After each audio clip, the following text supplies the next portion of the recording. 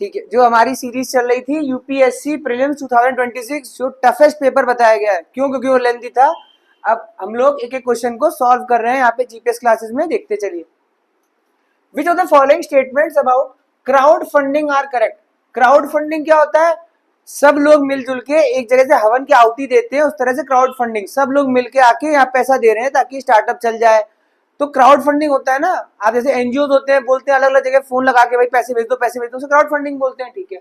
Crowd funding is solicitation of fund small amount from multiple investors through a web based platform और social networking site for specific project. बिल्कुल सही बात है, ताकि पैसे मिल जाए छोटे छोटे अमाउंट में, कोई जैसे श्रद्धा अनुसार देना चाह रहा है। Small and medium enterprises are able to raise funds at lower cost of capital without undergoing rigorous procedure। हाँ, क्राउड फंडिंग में बहुत लंबे चौड़े प्रोसीजर नहीं होते हैं, एकदम एलपीजी रिफॉर्म की तरह मेन क्राउड फंडिंग ही है आपका, ठीक है। दूसरा है with reference to different committees in India.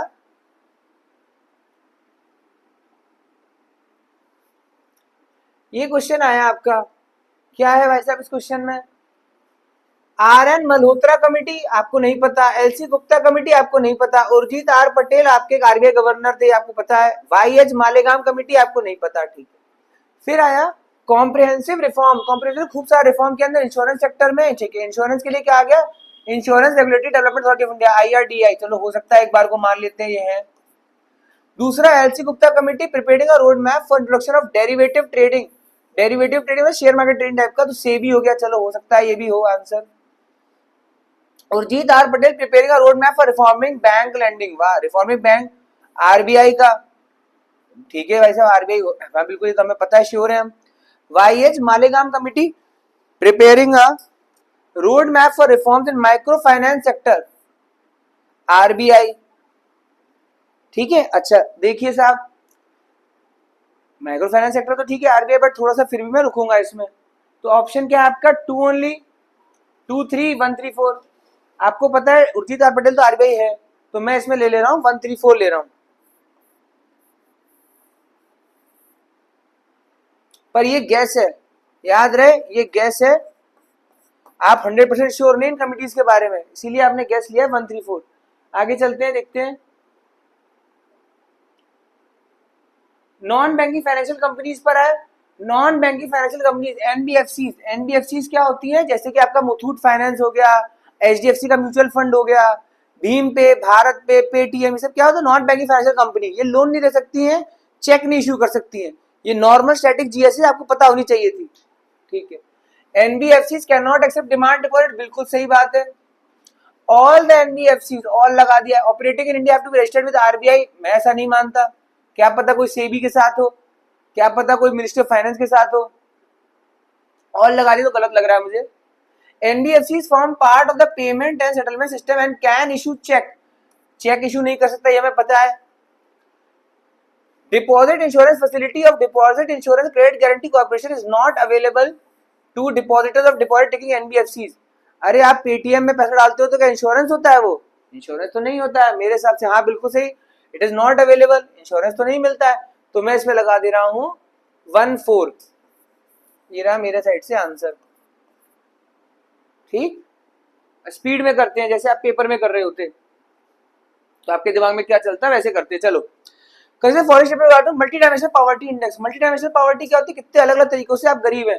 MPI is calculated using Alkire Foster methodology. अब अल्कायर फॉस्टर हो, हमें क्या पता अल्कायर फॉस्टर हो कि आगरा फिरोजाबाद मॉडल हो, कि इसमें लिख दिया अलीगढ़ फतेहपुर सीकरी मेथोडोलॉजी, हमें नहीं पता तो मान लेते हैं होगा। MPI calculated by NITI Aayog has a total of 12 indicator. अब ये मुझे नहीं पता 12 इंडिकेटर है कि 13 इंडिकेटर है, 14 इंडिकेटर है, तो मैं इसको काट रहा हूं, नंबर दे दिया, मुझे पता नहीं, I am not sure. Maternal health, mummy की हेल्थ, और bank account are common indicators in the multi poverty index of NITI Aayog and of the United Nation development programme.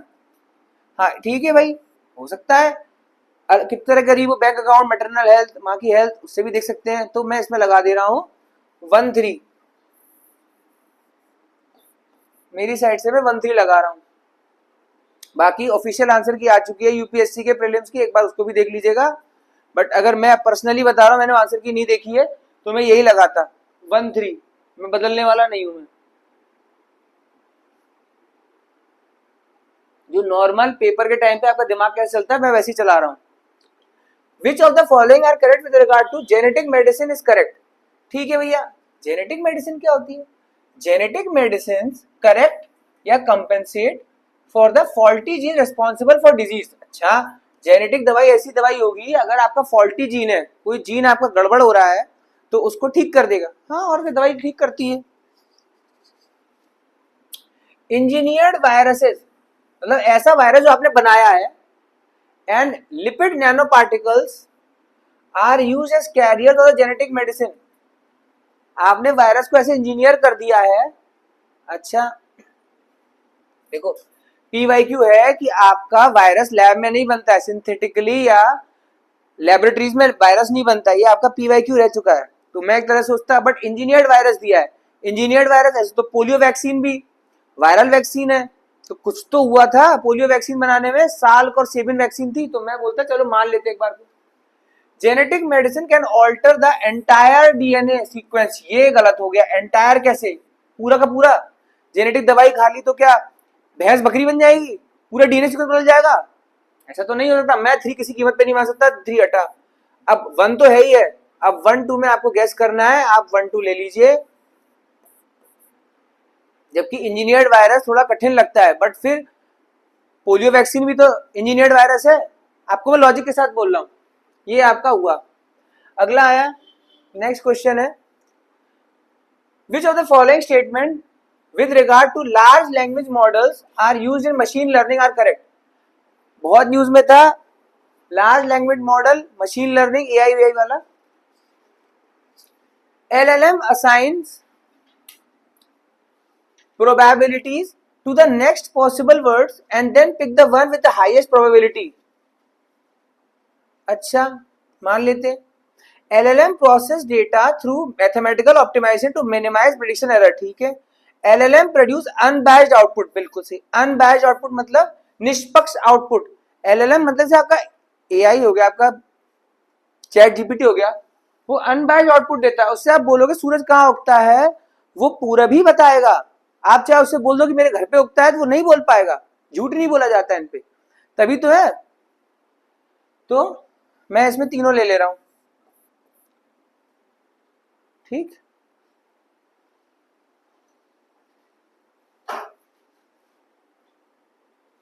फिर आपका आया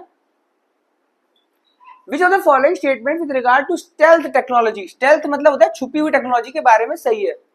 पहला, stealth objects have a very small radar cross section and are coated with radar absorbing material। बहुत बढ़िया भाई, पर आप बोलोगे वेरी स्मॉल दिया हुआ है यहाँ पर, तो stealth मतलब ही छुपना।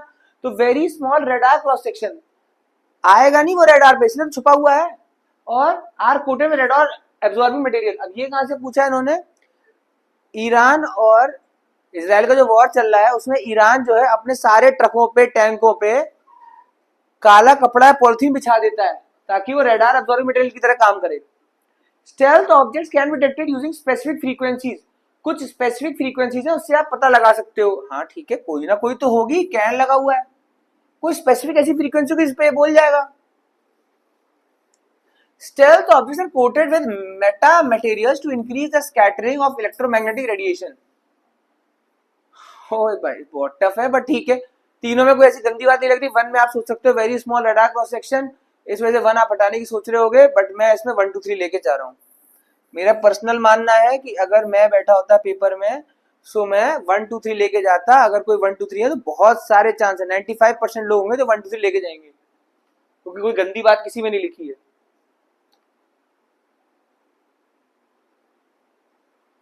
Which of the following statement with regard to black boxes used in modern aircrafts are correct? Black box क्या होता है? पहली बात तो ब्लैक बॉक्स का कलर ब्लैक कलर का नहीं होता, ऑरेंज कलर का होता है। ब्लैक बॉक्स क्या होता है? इसके अंदर जैसे आप प्लेन में बैठे हो, कॉकपिट बोलते हैं उसे, उसमें बैठे हो आप, तो वहां पर आपने देखा होगा पिक्चरों में भी हर एक चीज उन्हें बतानी पड़ती है कि अब हम इस ऑल्टीट्यूड लेवल पर है, मैंने ऑटो पायलट ऑन कर दिया, मैं सीट से उठने वाला हूँ, मैं बाथरूम जा रहा हूँ, मैं खाना खा रहा हूँ, ऐसा करके बोलना पड़ता है। एक एक चीज आप जो भी कर रहे हो फ्लाइट के अंदर, वो सब आपको बोलना पड़ता है। वो सब रिकॉर्ड होता है आपके ब्लैक बॉक्स में, जो कि अगर बाई चांस दुर्घटना घट जाए, कुछ हो जाए, तो ब्लैक बॉक्स को रिकवर कर लेते हैं और आपको पता चल जाता है कि हुआ क्या था। उस समय सिचुएशन क्या थी? दे कैरी अ बीकन, उनके अंदर एक बीकन, बीकन मतलब होता है टॉर्च टाइप की होती है, एमिटिंग रेड लाइट, उसमें से लाल रंग की लाइट किरणें निकल रही होती है, pulses, to facilitate underwater detection. हो सकता है भाई लाल रंग की डॉट मारता है, वो लेजर मारता है ताकि वो अगर पानी के नीचे दब गया है तो उसमें भी पता लगा ले। They record both cockpit voice and flight data. हाँ बिल्कुल सही बात है। कॉकपिट, अभी मैंने बोला कॉकपिट में अगर आप बैठे हो तो आपकी आवाज जो होती है ब्लैक बॉक्स में जमा होती है। और फ्लाइट डेटा, फ्लाइट डेटा क्या होता है कि कहां पर पहुंचे थे, कैसे हुआ था, वही जो वॉइस है वही डेटा है। Their memory units are made using either stainless steel और टाइटेनियम, या तो वो स्टेनलेस स्टील की होती है टाइटेनियम की होती है। हाँ कोई गलत बात तो नहीं दिख रही मुझे, तो मैं इसमें 1 2 3 ले ले रहा हूं।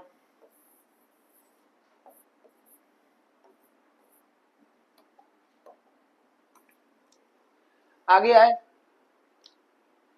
विच of the following statements are correct regard to green hydrogen. अच्छा हमें पता है ग्रीन हाइड्रोजन क्या होता है, GH2 बोल देते हैं, हाइड्रोजन गैस है। और ग्रीन हाइड्रोजन गैस है वो कैसे बनती है, H2O, पानी जो होता है उसमें आप इलेक्ट्रोलाइजर लगाते हो, आप इलेक्ट्रोलाइजर से H2O में से H2 गैस को अलग करते हो, O अलग करते हो, जिसकी वजह से हाइड्रोजन गैस का जो बाई प्रोडक्ट होता है वो सिर्फ और सिर्फ वाटर वेपर होता है, पानी की बौछार। इसका बाई प्रोडक्ट इकलौता क्या होता है, वाटर वेपर। ये PYQ हो चुका है, तो ये आ चुका था। सो आपको पता होना चाहिए इसके बारे में। अब ग्रीन का मतलब क्या होता है कि ये रिन्यूएबल एनर्जी से बना हुआ है, ये रिन्यूएबल एनर्जी से बना हुआ है। अब वो रिन्यूएबल एनर्जी सोलर हो, विंड हो, हाइड्रो हो, रिन्यूएबल एनर्जी मतलब इसको फिर से आप बना सकते हो, सोलर एनर्जी से बना है तो ग्रीन हाइड्रोजन हो गया। ठीक, it is decarbonised hydrogen obtained from natural gas reforming combined with carbon capture and storage। बोल रहा है कि ये कार्बन कैप्चर और स्टोरेज से बनाई गई है। याद रहे कार्बन कैप्चर और स्टोरेज से जो बनाई जा रही होती है उसे ब्लू हाइड्रोजन बोलते हैं, ग्रीन हाइड्रोजन नहीं बोलते हैं उसे। अब आप बोलोगे ये ब्लू हाइड्रोजन कैसे आ गया, जब ये टॉपिक कराया था तब आपको अलग अलग रंग बताए थे मैंने, यहाँ पे जीपीएस क्लास में ऑफलाइन ये हुआ था। पिंक हाइड्रोजन न्यूक्लियर वेपन से बनता है, सॉरी न्यूक्लियर मटेरियल से पिंक हाइड्रोजन बोलते हैं।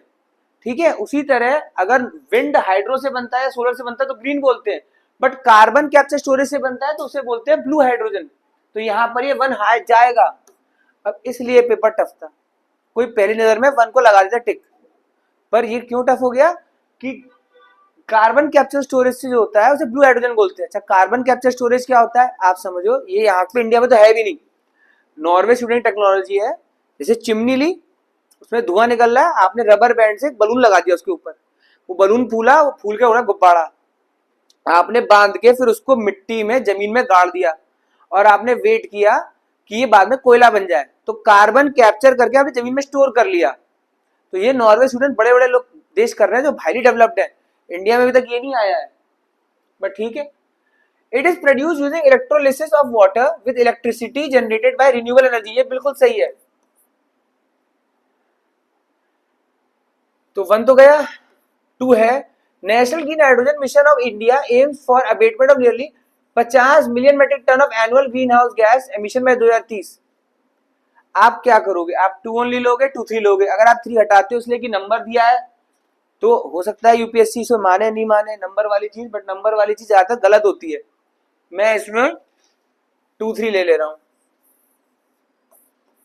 हो सकता है ऑफिशियल आंसर की में 2 ओनली आंसर हो, बट मैं 2 3 ले ले रहा हूं यहाँ पे। ठीक है,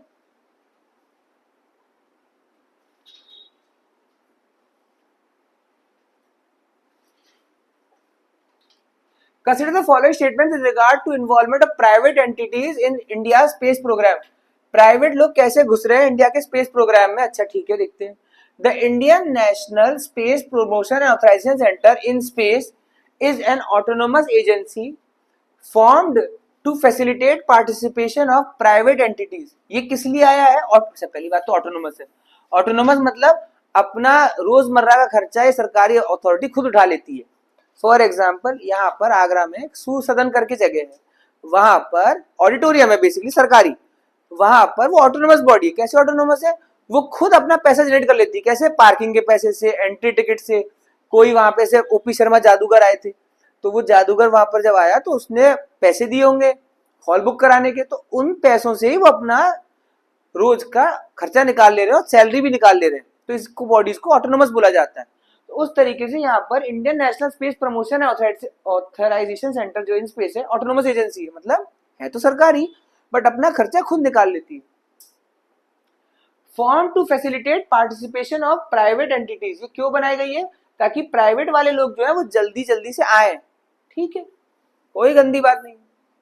अग्निकुल कॉस्मोस, आपको पता है अग्निकुल कॉस्मोस एक स्टार्टअप है, प्राइवेट है, जो कि स्पेस का है।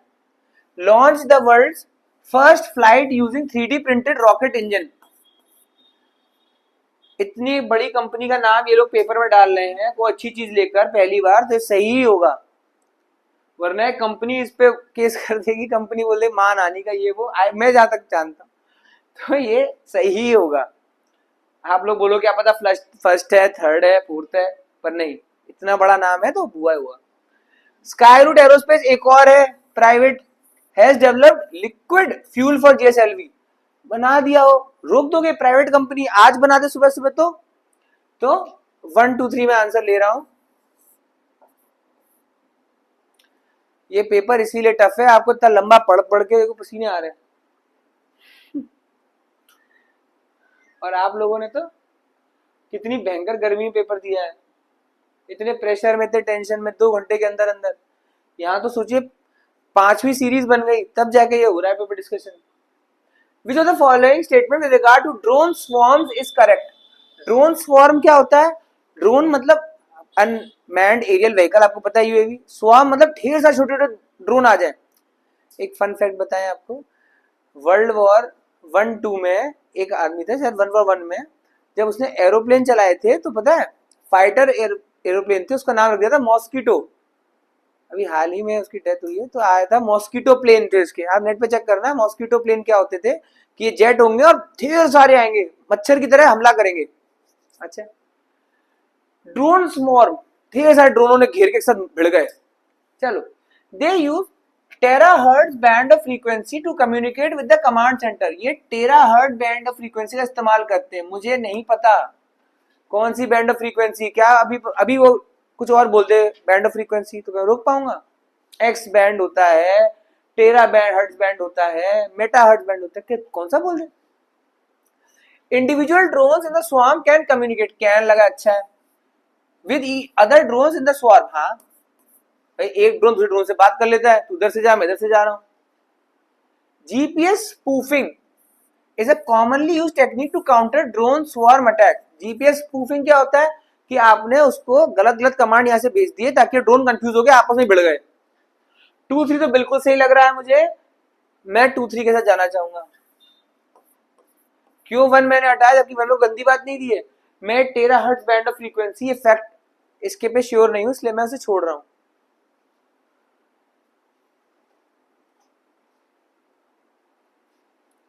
आया? Which of the following statements with regard to Genome India project are correct? अच्छा, it is part of the Human Genome Project. हुआ। The project is funded by, अच्छा पैसा दिया किसने दिया है? Department of biotechnology, government of India ने। यार ऐसे मत बोलो, फंडेड बाय ऐसे नहीं, हमारा प्रोजेक्ट है हम फंड नहीं करें तो कौन करेगा, बट ऐसे नहीं, ये गड़बड़ हो गया। यहाँ पे हो सकता है कुछ और हो, ये चालबाजी होती है, क्या पता कोई और वर्ल्ड बैंक फंड कर रहा हो, इंडिया का नीति आयोग कर रहा हो, ऑटोनोमस हो, क्राउड फंडिंग हो, मुझे नहीं पता, बट मुझे कुछ गड़बड़ लग गई। Its primary aim is to build a catalogue of genetic diversity of the Indian population. हाँ, इसका प्राइमरी लिख दिया, पर इसका प्राइमरी एम क्या है? Catalogue of genetic diversity of the Indian population. Bharat की जो पॉपुलेशन है उसका एक मैगजीन टाइप कैटलॉग बना दें कि कैसे लोग हैं भाई, यहाँ पर नेग्रिटो है या मोंगोलॉइड है, ऐसे करके है इसका जीनोम इंडिया। देखो अब इसने क्या किया, यहां पर प्राइमरी एम लिख दिया। क्या किया इसने? प्राइमरी एम लिख दिया। प्राइमरी एम की वजह से ये कट रहा है, जबकि बात बिल्कुल सही है।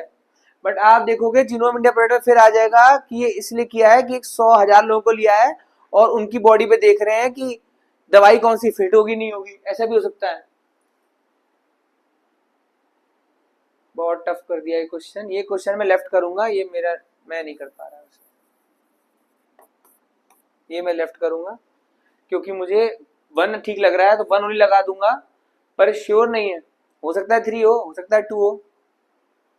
ठीक है,